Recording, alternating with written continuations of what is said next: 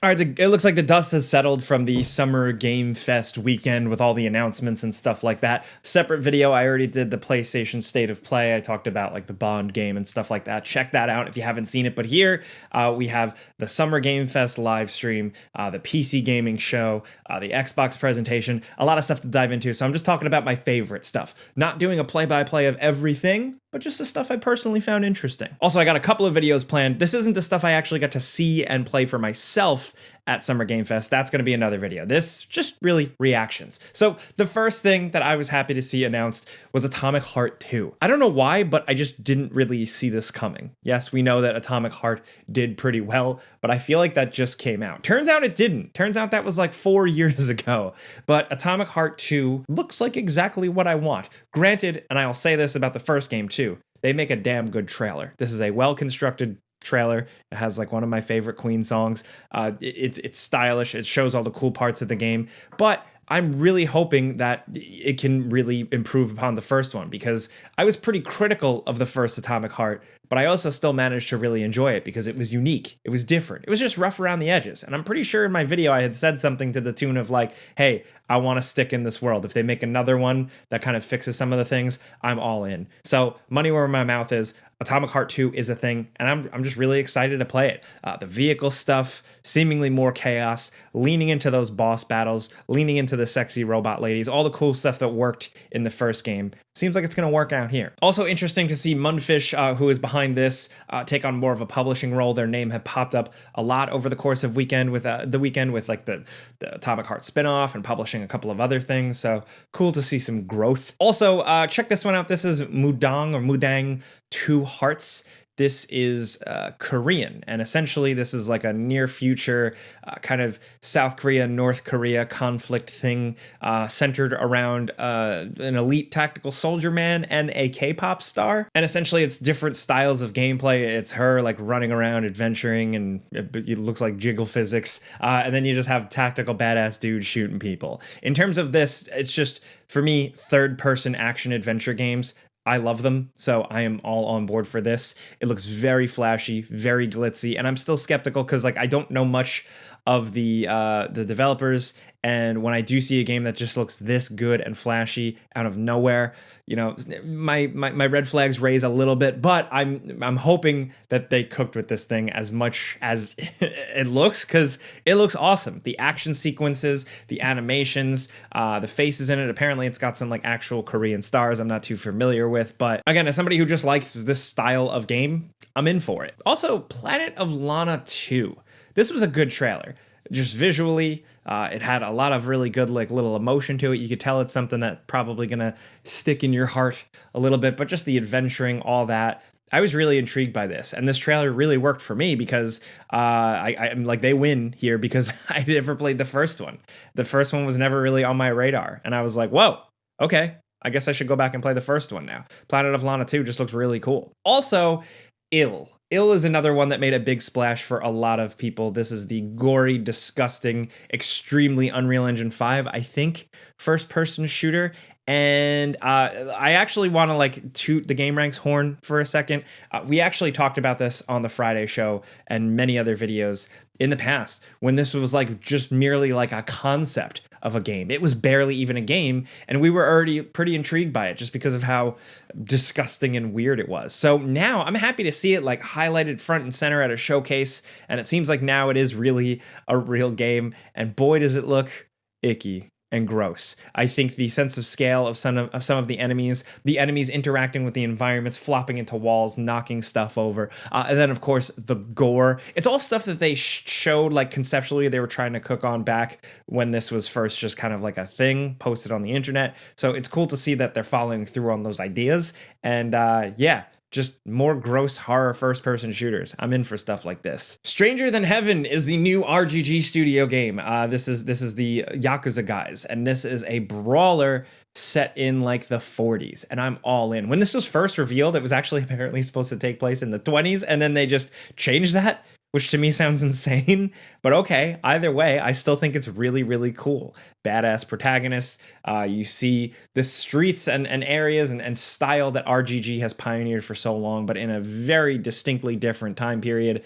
I just think that has a lot of potential. And as someone who just likes the more beat 'em up of the Yakuza genre, I'm just all in for this. In terms of just like cool, badass beat 'em up stuff, Acts of Blood. This looks great, and I'm glad this is on people's radar now.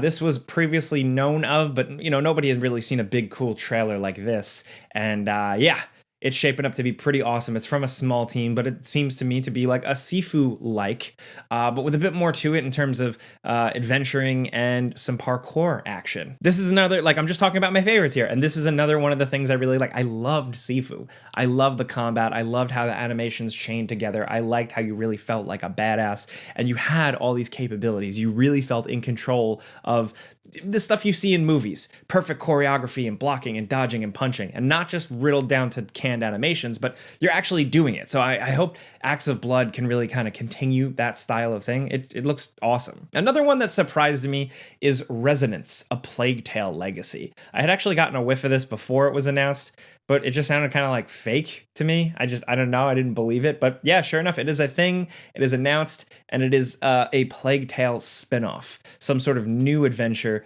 set in the world of Plague Tale. Not really something I needed necessarily, especially considering this looks like it's going pretty far off. It's kind of giving me like Plague Tale, Prince of Persia. It's got a lot more supernatural elements. Not saying like the Plague Tale games were like, hyper real or anything like that, but it just seems like it's leaning more into the supernatural elements in a way that I just didn't really expect. I'm willing to give it a shot just because I really like the developers. I like the whole Plague Tale thing, how they approach storytelling, how they approach gameplay. The previous games were kind of like this, you were powerless and you were slowly empowered. Here, it seems like you're just, again, like a badass Prince of Persia style Assassin's Creed person. So we'll see how it goes. If anything, though, I mean, I'm glad they're doing something different, but I did not see a single rat in that trailer. So hopefully there's a big old rat reveal or something. Maybe like the final boss is like a rat god. Who knows? I don't know. This is why I don't make the games. But next up is Felt That Boxing. This essentially looks like realistic looking puppet video game that's essentially just Mike Tyson Punch-Out. And I'm absolutely on board for that. If they can nail the humor, I'm in. Humor is something that video games have often struggled with. Occasionally they really nail it, but it's tough, and it feels like it only comes along ever so often. So for this to lean all in on like the Muppet thing, but kind of like like Muppets that say bad words, I'm definitely interested in that. All right, I want to talk about Black Ops 7 for a second because I just thought it was funny. I don't know, the trailer. They dropped this trailer, and the robot kind of looked to me like he reminded me of like the Black Ops 3. I think that was Black Ops 3, the Black Ops 3 robot, but I was like, nah, it can't be. I was expecting some crazy cool new, AAA action adventure thing. And then the reveal, like Menendez comes out and then it's just ba-bum, it's Black Ops 7. I think I want to talk about, like, look, I love the Call of Duty campaigns. I like the stories. I found all that stuff interesting. The first Black Ops game really there was nothing like it. And they tried so hard. And they had a really weird, cool, unconventional story. So when Call of Duty goes against what you assume Call of Duty is, and, every time you think Call of Duty is just an accessible, mainstream, bro-y shooter, which it is, but when they try and do weird stuff in the campaign, my ears always perk up. I always appreciate that stuff. So for them to double back into that with Black Ops 7, I think is pretty interesting. Like Mason and everything, the guy from This Is Us, he's cool. He's kind of goofy, but also cool. So I think it works here. It's just weird to see him for the key art. But why I wanted to bring this up, I kind of got sidetracked, but why I wanted to bring this up is just I thought it was interesting that the reveal of the next Call of Duty game, the big moneymaker, mainstream thing, investors are probably so happy, all that shit, Wall Street's going crazy. But the fact that they led with campaign weirdness first, I don't know. I just thought that was interesting, considering Call of Duty in recent years has kind of fluctuated with the whole campaign thing. This, to me, felt like they were very happy to lean into it and try and kind of reactivate the nerds who were excited about the original Black Ops campaigns. So I don't know, just really interesting. I don't know. I'm just like observing, but yeah. Now, one thing that took me by surprise, apparently this was something that had kind of been in the works for a while. They've been trying to get something going. This is Wu-Tang Rise of the Deceiver, a straight up new Wu-Tang video game. It's been quite some time, but Wu-Tang has a legacy in the world of video games, for some of you older heads out there. Also, their whole stuff, their story, their lore, everything, it really lends itself to video games. So for this to finally make a return is good. There are some good people behind this and people who understand hip-hop, which I really appreciate. So I'm excited to see hopefully like the game side can really come together. I know this is definitely like a game for a certain audience, but I am that audience. This took me by surprise. So to see that announcement, I was like, what? I for a second, I thought it was going to almost be like something like Def Jam related, but then once it clicked with me, I was like, oh, okay, this is also cool. Speaking of also cool, Scott Pilgrim EX. I am just happy that this is a thing. Look, some people go absolutely nuts for the Scott Pilgrim beat 'em up. I get it. So for this to be back in full force with the great people involved here, I don't know. I think it's just a win. It just felt kind of like a nice, warm video game hug that this is coming back. This next one really caught me by surprise. This is from the PC Gaming Show. This was Garbage Country. I love the title, but also just look at this. This is awesome. Driving around in an off-road vehicle in a post-apocalyptic wasteland. Very much up my alley, but it's not just, it seems like it's not just kind of like chill driving cool thing. It's actually a exploration sim. Looks like it's got some like survival crafting stuff to it, but actually it's also a tower defense game. And I just find that incredibly interesting. A marriage of genres that you wouldn't expect when you look at this game just like at a glance. It looks absolutely gorgeous, and apparently there's this whole loop around upgrading your vehicle, and I just find that incredibly satisfying. As somebody who loved Pacific Drive from like a year ago or so, this looks like a cool kind of sim survival and again tower defensey type version of that. This developer publisher combo has done some things in the past that were pretty interesting, most specifically Cloud Gardens, a kind of cool chill puzzle game I really enjoyed. So I'm glad they're doing something totally different here, but kind of keeping some of that visual style. Oh, something I thought that was absolutely beautiful and I'm really excited to play is Keeper. This is the newest game from Double Fine. It's been a minute since we heard from them, see what they're cooking on, and this is just like such a bizarre, goofy idea for a game. You're like a haunted, weird lighthouse with legs creeping around an environment. I don't know. There just seems to be something to this. I think from a gameplay perspective, it looks like it can definitely be pretty cool. I don't think Double Fine ever really slouches in that department. While they do have high concept stuff and touching stories and stuff like that, their games are also fun to play usually. So I'm hoping that this idea actually can really be this fully fleshed out thing and not just, oh, you just move around as a lighthouse. I think there's probably more to it. It seems like there is, but also it does seem like a cool, charming story. And most importantly, one that seems like it's going to be told without a lot of dialogue. I always think that's pretty fun. So yeah, this is coming out this year too. So that's great. Invincible Versus was announced. I did not expect an Invincible fighting game. I know some people probably wanted something else, but I actually think this looks pretty cool because it's all in on the damage, the destruction, and the gore. That being said, I still kind of just wrote it off as a bit of just a tie-in game type of thing. We've seen them before. Invincible has had a few in the past, but the people behind this are actually some of the people that worked on Killer Instinct, which I think is pretty significant. And this was playable at a preview event. I wasn't able to get my hands on it, unfortunately. My schedule was packed, but from everyone I spoke to who did play this, said this one is actually one to keep an eye on. It's definitely worth watching because it's a substantial fighting game and it actually introduces some new mechanics to kind of shake up how the tag in, tag out fighting systems work. I am definitely excited to see more of that. That was announced at the Xbox thing, and speaking of that, another small thing, but something I just didn't expect was Indiana Jones DLC. Indiana Jones and the Great Circle. This is the Order of Giants DLC. And I'm pumped for this. We don't have to wait too long for it. And I'm just curious to see how, if like the Giants are involved here, fighting them, if they can shake that up and make that a little bit more interesting, because fighting the big men in Indiana Jones, those boss battles were kind of like the weaker aspects of the game. So if they can kind of, up that a little bit, add a little more creativity to it, I'm excited. But ultimately, like just the hints we got of like where we're going with the story, the clues, the mysteries and stuff that Indy is pursuing, I'm in. I also just love that game, so I'll happily take a little bit more of it. But now we're getting down to like some of my absolute favorite shit. Like I got like my top 4. The Blood of Dawnwalker. This was announced a while ago. We talked to the developers when it was announced on Friends Per Second podcast. I've just really been into what they're doing, what they're cooking up from this game. It's a lot of former like Witcher devs and stuff like that. Now this trailer shows more cinematics and also a bit of gameplay, and I am all in.